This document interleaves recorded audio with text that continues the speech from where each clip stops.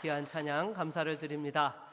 요즘 많은 분들이 코로나에 확진이 되고 있는데 위중증에 빠지는 일 없이 빨리 건강을 회복하실 수 있기를 바라겠습니다. 우리 옆에 계신 분들과 한번 같이 인사하실까요? 사랑하고 축복합니다. 네, 늘 하나님의 사랑과 축복이 함께 하시기를 바라겠습니다. 여러분, 우리 성도들이 세상을 살아가면서 소망하는 것들 중에 하나가 무엇입니까? 바로 하나님 나라와 복음을 위해 영광스럽게 쓰임 받으면서 세상에서도 인정받고 형통하는 것이죠. 그래서 경건한 부자가 되기를 소망합니다. 그러한 대표적인 인물 가운데 한 사람이 누굽니까? 바로 아리마대 요셉을 꼽을 수 있을 것입니다. 예수님 당시에 정말로 이 아리마대 요셉은 귀한 헌신을 했지요. 예수님께서 십자가에 달려 돌아가셨을 때에 그 주님의 제자들도 다 뿔뿔이 흩어지고 붙잡혀 죽을까봐 도망간 상황 속에서도 직접 빌라도를 찾아가서 예수님의 시신을 수습할 수 있게 해달라고 그 시신을 달라고 요구하였던 것입니다. 그리고는 한 번도 사용하지 않았던 자신의 그 새 무덤을 우리 주님을 위해 내어드렸던 것이죠. 그래서 그가 한 행동은 성경에 기록되어서 지금까지도 또한 기억되어지는 그러한 믿음의 부자가 된 것입니다. 사랑하는 여러분, 무엇보다도 한 번밖에 없는 이 세상에서의 그 인생을 살아가며 아리마대 요셉과 같이 쓰임받는 은혜가 있기를 바라겠습니다. 그런데 믿음으로 살아가면서 이와 같이 정말 세상에서도 인정받고 하나님 앞에서도 귀하게 쓰임받는 경우들이 있는가 하면 오히려 믿음 때문에 고난과 환난을 당하고 순교를 하는 그러한 사람도 있습니다. 여러분, 신약 성경에 등장하는 첫 번째 순교자인 스데반 집사님이 바로 그러했던 것이죠. 여러분, 스데반이 공회에 잡혀갔던 이유가 무엇입니까? 모세와 하나님을 모독했다는 제명으로 붙잡혀간 것입니다. 그러나 스데반은 모세와 하나님을 모독한 적이 없었습니다. 성령의 지혜와 권능으로 능력 있게 복음의 말씀을 증거할 때에 이 스데반의 말씀에 조금도 대적할 수 있는 그런 자들이 없으니까 고의적으로 거짓 증인을 세워서 이렇게 공회에 고발하여 돌로 쳐 죽였던 것입니다. 여러분, 말씀대로 살아도 때로는 여러분 죽을 수 있습니다. 망할 수 있습니다. 오히려 말씀대로 사는 것 때문에 고난과 환난을 당할 수 있습니다. 그러나 여러분, 중요한 것이 무엇입니까? 어떠한 관점으로 바라보느냐라는 것이죠. 여러분, 세상의 영광을 추구하는 입장에서 본다면 스데반은 어처구니 없는 인생을 산 사람입니다. 복음이 무엇이길래 그 말 한마디 때문에 죽냐 사냐의 그 기로에서 죽음을 선택할 수 있다는 말인가? 정말로 너무나 어리석고 불쌍한 인생이다라고 세상 사람들은 그렇게 평가할 것입니다. 그런데 하나님의 영광과 믿음의 관점에서 바라본다면 어떻습니까? 이 스데반은 정말로 하나님께서 주신 복된 인생을 살았던 사람인 것입니다. 여러분, 마지막 순간에 이 스데반에게 하나님께서 보여주신 놀라운 은혜와 축복이 있었죠. 우리 55절로 56절 말씀을 다시 한번 같이 읽어볼까요? 같이 읽습니다. 스데반이 성령 충만하여 하늘을 우러러 주목하여 하나님의 영광과 및 예수께서 하나님 우편에 서신 것을 보고 말하되, 보라, 하늘이 열리고 인자가 하나님 우편에 서신 것을 보노라 한대. 아멘. 여러분, 생각해 보십시오. 우리가 살아 생전에 우리의 눈으로 생생하게 하늘문이 열리며 그 하나님의 영광과 우리 주 예수 그리스도께서 그 하나님 우편에 서 계신 것을 본다라는 거 아무에게나 허락하시는 은혜입니까? 이거는 아주 특별한 은혜인 것입니다.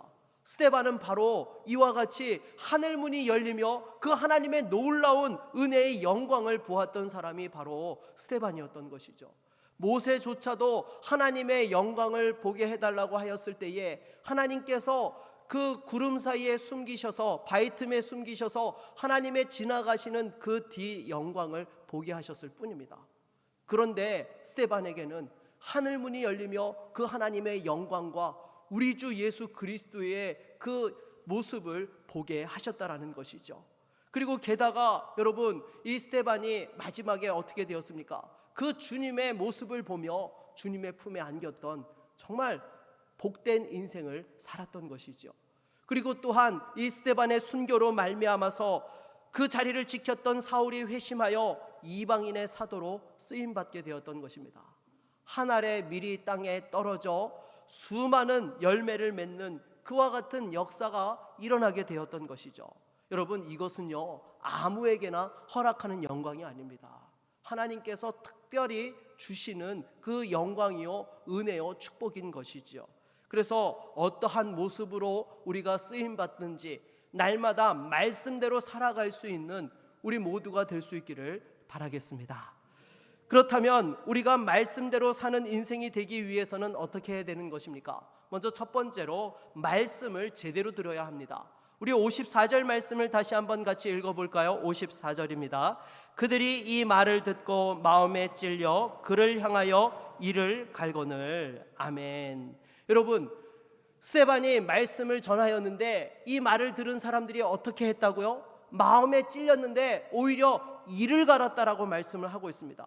결국 스데반을 돌로 쳐 죽였던 것이죠. 그런데 똑같은 말씀을 듣고도 전혀 다른 반응을 했던 사람들이 있죠. 여러분, 사도행전 2장 37절도 한번 같이 자막으로 읽어보도록 하겠습니다. 같이 읽습니다. 그들이 이 말을 듣고 마음에 찔려 베드로와 다른 사도들에게 물어 이르되 형제들아 우리가 어찌할꼬 하거늘. 아멘. 여러분, 베드로가 말씀을 전하였을 때에 그 자리에서 말씀을 들었던 사람들도 마음에 찔려서 우리가 어찌할꼬 하며 회개하며 돌이키는 은혜의 역사들이 이루어지게 되었다라는 것입니다. 여러분, 그러면 스데반은 말씀을 제대로 전하지 못하였고 베드로는 말씀을 제대로 전했기 때문에 이와 같은 다른 결과가 나타나게 된 것입니까? 아니요. 여러분, 둘 다 성령 충만하여서 하나님의 은혜와 권능 속에서 말씀을 선포하였던 것입니다. 그런데 말씀을 받는 자들의 그 마음밭이 하나님의 말씀을 받아들이는 심령들에게는 우리가 어찌할꼬라고 회개하며 돌이키는 구원의 은혜의 역사가 이루어졌지만은 그 하나님의 말씀 앞에서 대적하며 그 말씀에 귀를 막고 기울이지 아니하였던 사람들에게는 오히려 이를 갈며 그 말씀을 전한 자를 돌로 쳐 죽이는 엄청난 불의의 역사가 일어나게 되었다라는 것입니다. 그래서 여러분, 하나님의 말씀을 들을 때에는요 잘 들어야 되는 것입니다. 말씀을 제대로 듣는 인생이 하나님 영광을 위하여서 쓰임받고 하나님의 뜻을 깨닫고 성령의 은혜와 충만함 속에서 살아갈 수 있게 되는 것입니다.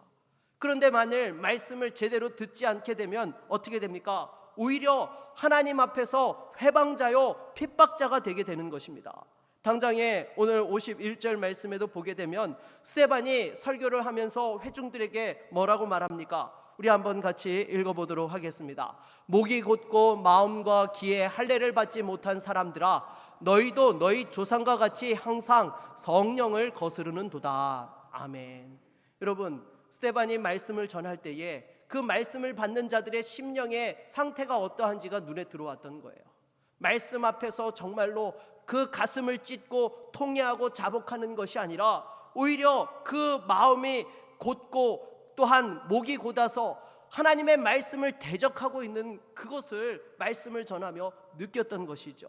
그래서 이와 같이 이야기를 했던 것입니다. 아무리 말씀이 선포되어지고 말씀을 잘 안다 하더라도 말씀을 거부하고 교만한 자에게는 오히려 말씀을 대적하며 핍박자가 되는 그런 일들이 일어나게 되는 것이죠. 그래서 52절로 53절 말씀도 우리 한번 읽어보겠습니다. 같이 읽겠습니다. 너희 조상들이 선지자들 중에 누구를 박해하지 아니하였느냐? 의인이 오시리라 예고한 자들을 그들이 죽였고 이제 너희는 그 의인을 잡아준 자요 살인한 자가 되나니 너희는 천사가 전한 율법을 받고도 지키지 아니하였도다 하니라. 아멘. 여러분, 이것은 그 누구도 예외가 아니라는 것입니다. 가룟 유다가 왜 예수님을 배신하였습니까? 분명히 3년 동안 다른 제자들과 함께 예수님과 먹고 마시며 예수님의 그 기적의 현장을 두 눈으로 생생하게 목격하였고 예수님께서 말씀을 가르치는 그 현장에서 말씀을 들었던 사람입니다. 더군다나 일반 회중들에게 말씀하지 아니하였던 그 말씀의 오묘하고 깊이 있는 내용의 해설까지도 시간마다 들었던 사람이 바로 가룟 유다였던 것이죠. 그런데 결국에는 말씀을 제대로 듣지 않았기 때문에 결정적인 순간에 예수님을 팔아넘기며 배반자가 되고 말았던 것입니다.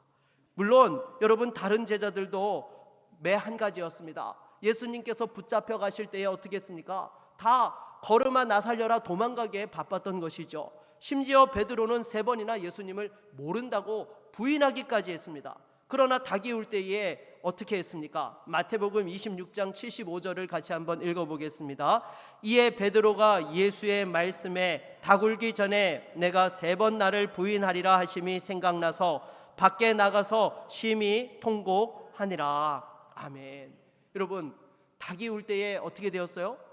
말씀이 생각났던 거예요. 예수님께서 네가 닭이 울기 전 3번 나를 부인하리라 라고 하셨던 그 말씀이 떠오르면서 말씀 앞에 울며 회개하였을 때에 다시금 회복되어 쓰임받는 인생이 되었던 것입니다. 그래서 여러분, 말씀을 잘 들으면요, 때로 우리가 말씀대로 살지 못하고 넘어지고 실패할 때도 있습니다. 그러나 다시금 일어서게 하여 주셔서 하나님 앞에 쓰임받게 하시는 줄로 믿습니다.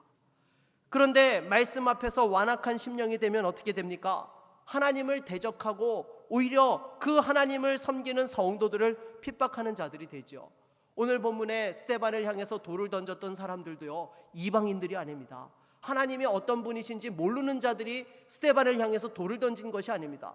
누구보다도 구약 말씀에 능통하였고 하나님을 정말 믿고 섬긴다고 했던 사람들이 오히려 여러분, 말씀을 거부하고 핍박자가 되었던 것이죠. 여러분, 하나님의 말씀 앞에서는요, 절대로 중립지대가 없습니다. 우리 주님께서도 말씀하셨잖아요. 너희가 하나님과 세상을 겸하여 섬기지 못하리라. 여러분, 우리는 하나님과 세상을 동시에 섬길 수 있는 것처럼 생각합니다. 아니요, 하나님을 섬기든지 아니면 세상을 섬기든지 둘 중 하나라는 거예요. 절대 말씀 앞에서는요, 중립지대가 없는 것입니다. 말씀 앞에서 그것이 나의 말씀으로 받아서 하나님 앞에서 회개하고 통회하며 겸손하게 말씀에 부복하는 인생으로 살아가든지, 아니면 그 말씀을 거부하고 내 마음대로 세상의 영광을 추구하며 살아가든지, 두 가지 모습 중에 하나라는 거예요. 그래서 여러분, 우리 주변을 보게 되면 교회와 복음에 대하여 특별히 이 대적하는 자들이 있습니다. 안티들이 있죠. 그런데 이들이 교회와 복음에 대해서 하나도 모르는 사람들입니까? 아니요. 나름대로 교회가 무엇이고 복음이 무엇인지 아는 사람들이 교회를 대적하고 복음의 안티 노릇을 한다라는 것입니다. 여러분, 구소련의 공산혁명을 주도했던 스탈린을 잘 아실 것입니다. 그런데 이 스탈린은요, 신학교를 다녔던 사람이었습니다. 그 어머니가 아주 독실한 믿음의 성도였기 때문에 어떻게 해서든지 이 자기의 아들이 주의 길을 가기를 원하여서 고등학교도 미션 스쿨을 보내었고, 심지어 신학교에 또한 들어가서 공부할 수 있게 하였던 것입니다. 그래서 스탈린이 그 신학교 시절에 공부하였던 학점들을 한번 찾아보니까요, 상당히 잘했어요. very good, 아주 excellent, 학점들이 다 괜찮았습니다. 그런데 여러분, 말씀 앞에서 변화를 거부하고 대적하니까 아무리 지식적으로 그 학문들을 공부했다 할지라도 결국 어떻게 되었습니까? 공산혁명을 일으켜서 2700만 명의 그리스도인들을 다 숙청하고 교회를 폐쇄하였던 것입니다. 핍박자는 여러분, 핍박자의 유전자를 타고 나서가 되는 것이 아니라 말씀을 들어도 거부할 때에 말씀의 대적자요, 핍박자가 되는 것입니다. 그래서 항상 말씀을 들을 때는요, 남의 이야기가 아니라 나의 말씀으로 들어야 되는 것이죠. 그럴 때에 진정한 성령의 역사와 회개의 은혜가 임하게 되는 것입니다. 그런데 만일 말씀을 거부하면 어떻게 됩니까? 마귀가 역사하게 되는 것이죠. 오히려 하나님을 대적하고 사람들을 정죄하고 비난하며 하나님 앞에서 핍박자의 모습으로 서게 된다라는 것입니다. 무엇보다도 사랑하는 여러분, 말씀을 들을 때에 그 말씀에 나에게 주시는 말씀으로 주의 음성으로 듣고 하나님을 만나는 은혜의 성도들이 될 수 있기를 바라겠습니다. 두 번째로, 우리가 말씀대로 사는 인생이 되기 위해서는요, 성령 충만해야 하는 것입니다. 우리 55절 말씀을 다시 한번 같이 읽어보도록 하겠습니다. 55절입니다. 스데반이 성령 충만하여 하늘을 우러러 주목하여 하나님의 영광과 및 예수께서 하나님 우편에 서신 것을 보고. 아멘. 여러분, 스데반이 이 예루살렘 교회의 초대 7집사로서 세움을 받고 또한 복음의 증인으로서 하나님의 일꾼으로 쓰임받았던 비결이 무엇입니까? 바로 성령 충만했기 때문인 것입니다. 여러분, 성령 충만하다라는 것이 무엇입니까? 어떤 사람들은 성령 충만이라고 하면 신비한 체험을 하는 것으로 그렇게 생각합니다. 그래서 심지어 멀쩡했던 이가 금리로 바뀐다든지 또 뒤로 넘어져 가지고 그 환상을 보는 것, 이러한 것들이 성령 충만한 것이라고 생각을 하는데요, 물론 여러분, 성령께서 행하시면 그러한 일들도 하시겠습니까? 못 하시겠습니까? 하시죠. 그런데 진짜 성령 충만한 것이 무엇입니까? 신비한 체험에 있는 것이 아니에요. 예수의 십자가와 부활이 믿어지고 나는 죽고 예수로 사는 인생으로 붙들려 살아가게 되는 것, 그것이 바로 성령 충만한 인생인 것입니다. 세상의 기준을 따라 사는 것이 아니라 말씀의 기준을 따라서 하나님의 영광과 그 가치가 나의 존재 목적과 기쁨이 되어지는 그러한 인생을 살아가는 것이 바로 성령 충만한 인생이 되는 것입니다.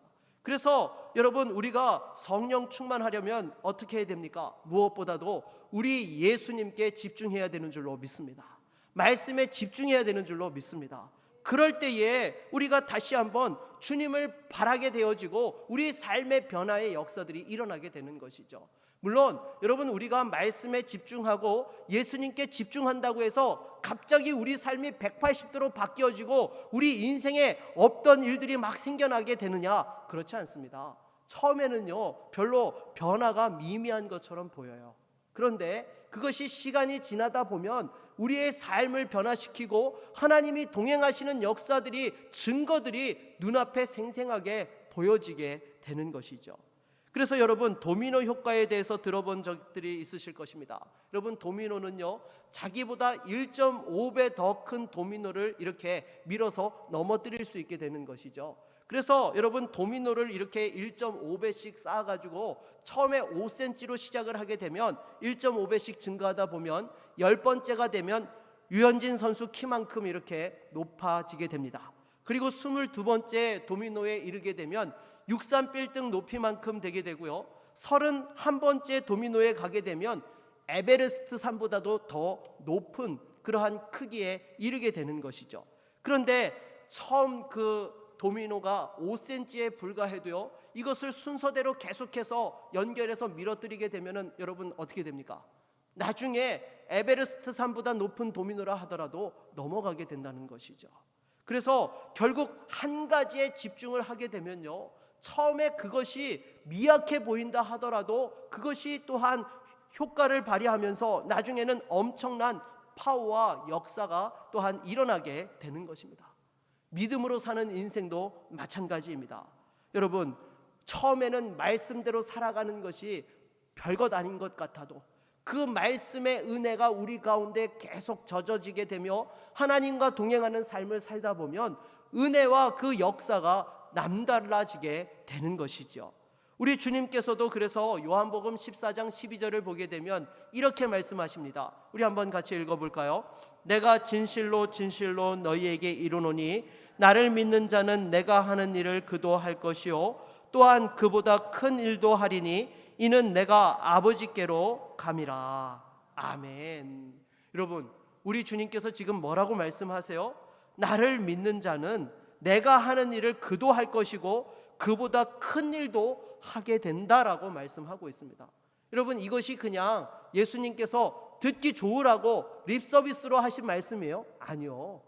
반드시 이와 같은 역사들이 일어나기 때문에 그와 같이 말씀하셨다라는 것이죠. 그래서 여러분, 무엇보다도 우리 주님께 집중하는 인생이 될 수 있기를 바라겠습니다. 성령 충만한 건요, 다른 거 없습니다. 말씀에 집중하는 거예요. 우리 주님께 집중하는 거예요. 그것이 우리 삶의 기준이 되어지고 우리 모든 행동에 또한 모든 근원이 되어질 때에 우리 삶에 하나님 역사가 일어나게 되는 것이죠. 그래서 악한 마귀들은 어떻게 합니까? 우리 성도들이 어떻게 해서든지 하나님께 집중하지 못하고 말씀에 집중하지 못하게 한다는 것입니다. 왜요? 집중하면 변화가 일어난다는 것을 알기 때문에 어떻게 해서든지 그 변화가 일어나려는 시점에 도달하면 어떻게 해요? 어떻게 해서든지 그 말씀에 집중하지 못하도록 해방한다는 거예요. 분란을 일으키고 다툼을 일으키고 갑자기 어려운 문제들이 생겨나가지고 우리의 그 신경을 다 흩어버려가지고 집중치 못하게 한다는 것입니다. 그럴 때일수록 여러분 어떻게 해야 됩니까? 우리 주님께 집중해야 되는 거예요. 말씀과 기도에 집중해야 되는 것입니다. 그럴 때에 하나님 역사들을 경험할 수 있게 되는 것입니다. 여러분 세상 역사를 보아도 마찬가지입니다. 잘 되는 그러한 나라와 그 공동체는요 항상 본질에 집중하는 그러한 성향들이 있다라는 것이죠. 흩어지면요 망합니다. 당장의 조선시대 역사를 보십시오. 1392년에 조선이 건국한 이래로 100년 동안요 조선이 비약적인 발전을 했습니다. 군사력을 통해서 땅을 확대했을 뿐만 아니라 또한 농업과 상업을 발전시키고 과학기술을 발달시켜가지고 그 시대에 엄청난 변화를 이끌어내었던 것이죠. 그런데 그 이후로 어떻게 되었습니까? 그 태평성대에 오히려 당쟁을 일삼으면서 또한 분란만을 일으켰던 것이죠. 그러니까 결국에 임진왜란을 대비할 수 있었음에도 불구하고 어떻게 되었어요? 그 사신을 보내었는데 한쪽은 대비해야 된다라고 이야기를 하니까 반대편 당파에 있던 사람이 그 당파 논리에 따라서 대비하지 않아도 된다 이 말을 하는 바람에 결국에는 온 나라가 쑥대밭이 되고 말았던 것입니다. 그리고 그 이후에도 여러분 이 조선시대 그 조선실록을 보게 되면요 별것 아닌 거 가지고 엄청나게 싸웠습니다. 심지어 왕비가 죽었는데 상복을 1년을 입을 것인가 3년을 입을 것인가를 가지고 수십 년을 싸웠대요. 여러분 상복을 1년을 입든 3년을 입든 무슨 소용이 있습니까? 네. 근데 그걸 가지고 서로 죽고 죽이고 그걸 수십 년 동안 했던 것이죠. 그러니 결국 어떻게 되었습니까? 조선 후기에 가서 영종조 시대에 다시 한번 이 새로운 르네상스가 찾아왔지만은 사회 전반적인 그 기반들이 약해져 있다 보니까 결국에는 나라가 망하고 말았다라는 것입니다.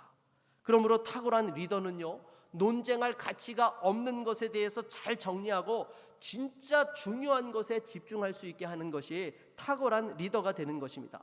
중요한 것에 집중하면요 쓸데없는 그 시간과 에너지를 낭비하는 일을 줄일 수 있게 되는 것이죠. 가정에서도 마찬가지인 것입니다. 여러분 그런 말이 있죠. 부부 싸움에서는 져주는 것이 이기는 겁니까? 지는 겁니까?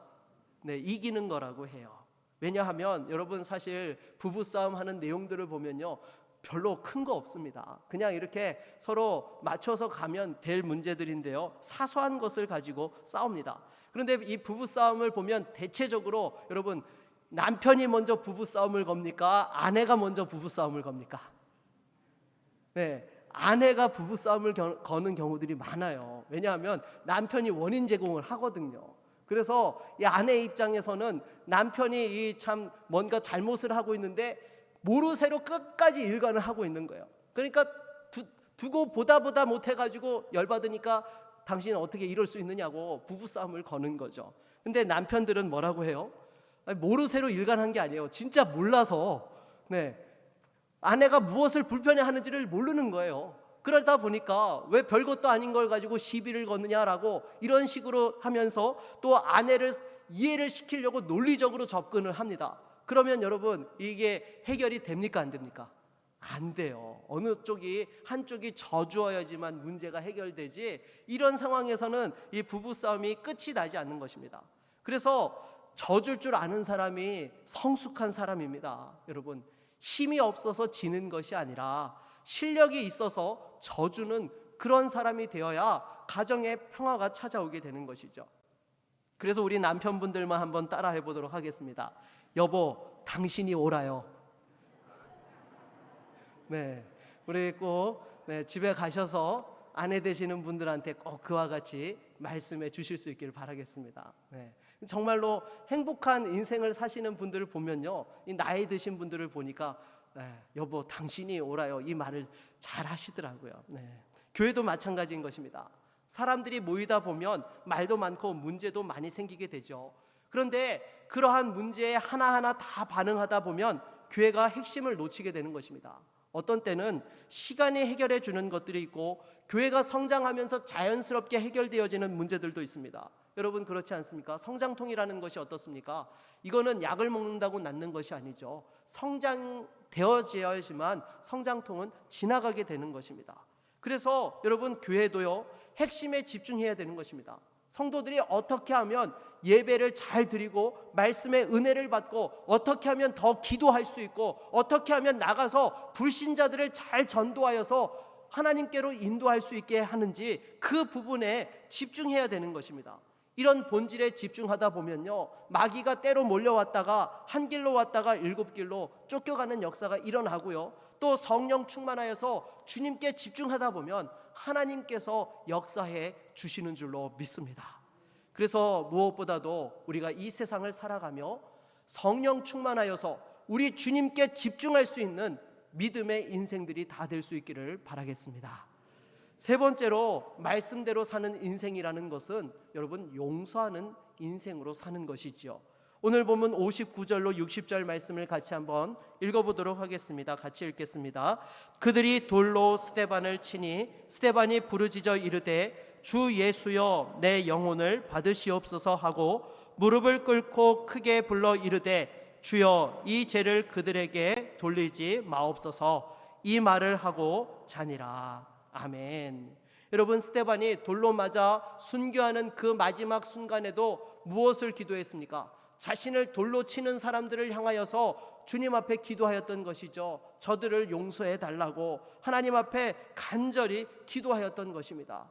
그랬을 때에 마지막에 그 하나님의 영광의 품에 안길 수 있게 되었던 것이죠. 여러분 우리가 말씀대로 산다라는 것은요, 인간관계 속에서 용서하는 인생으로 사는 것입니다. 여러분 우리가 십자가의 은혜라는 것이 무엇입니까? 복음이라는 것이 무엇입니까? 바로 죄사함을 받고 용서함을 받는 거예요. 우리가 어떠한 공로가 있고 의롭기 때문에 우리 주님께서 십자가에서 대신 죽으신 것이 아닙니다. 하나님과 원수되었고 철저히 멸망받을 수밖에 없던 죄인이었음에도 불구하고 우리에게 그냥 아무 조건 없이 용서해 주시고 그 죄값을 치러 주심으로 말미암아서 우리가 영원한 생명과 은혜를 누리게 된 것이죠. 그래서 우리가 말씀대로 살아가는 인생이 된다는 것은요, 인간관계 속에서 다른 사람들에 대하여 용서하는 사람이 되는 것입니다. 우리가 신앙생활을 수십 년 동안 하면서도 믿음이 제대로 자라지 못하는 그런 경우들이 있습니다. 어떨 때 그렇습니까? 그 받은 은혜를 가지고 다른 사람들에게 용서하지 못할 때에, 마음에 미움과 분노로 가득 차 있을 때에 그러한 인생들은 예수 안에서 늘 어린아이와 같은 자리에 머물러 있다라는 것입니다. 아니요, 여러분 용서라는 것도요 마찬가지인 것입니다. 상대가 잘못한 것에 대한 응분의 대가를 치르고 무엇인가 하였기 때문에 용서해 주는 것이 아닙니다. 그것은 세상 사람들의 모습인 것이고요, 십자가의 은혜로 살아가는 사람들은요, 상대가 부족하다 하더라도 그 허물을 덮고 용서해 줄 줄 아는 것, 그것이 바로 십자가의 은혜를 아는 믿음의 성도요, 또한 세상 가운데서 말씀대로 살아가는 비결이 되는 것입니다. 그래서 믿음이 성숙하다라는 것은요, 용서해 줄 줄 아는 거예요. 평생에 내 안에 그 원한 맺힌 것으로 꽁하니 살아가면요, 절대로 하나님의 풍성한 은혜를 누리지 못하는 것입니다.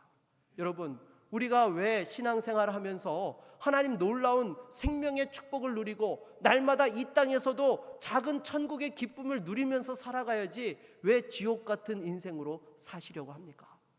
악한 마귀에게 여러분 속지 마십시오. 분노하고 미워하고 원한 맺는 것은 악한 마귀의 역사인 것입니다. 우리 주님께서 오셔서 이 땅에 모든 하나님과의 막혔던 것들을 무너뜨리시고 화평케 하여 주셨던 그 용서의 은혜를 다시 한번 바라볼 수 있기를 바라겠습니다. 상대가 잘해서 용서해 주는 것이 아닙니다. 나에게 무엇인가 대가를 치렀기 때문에 용서해 주는 것이 아닙니다. 주님이 나를 아무 조건 없이 용서해 주셨기 때문에 우리는 또한 용서하고 베풀며 살아가는 것입니다. 그래서 날마다 우리 주님의 십자가를 바라볼 때에 다시 한번 우리가 그 말씀대로 사람들을 용서하고 품으며 살아갈 때에 믿음의 장성한 분량에 이르게 되고 쓰임받는 인생이 되는 것이죠. 우리 옆에 계신 분들과 한번 같이 인사하도록 하겠습니다. 용서하며 삽시다. 네, 정말로 용서하며 살아갈 때에 우리가 말씀대로 사는 인생이 되고 십자가 능력이 우리 삶에 풍성하게 임하는 것들을 경험할 수 있게 되는 것입니다. 말씀을 맺겠습니다.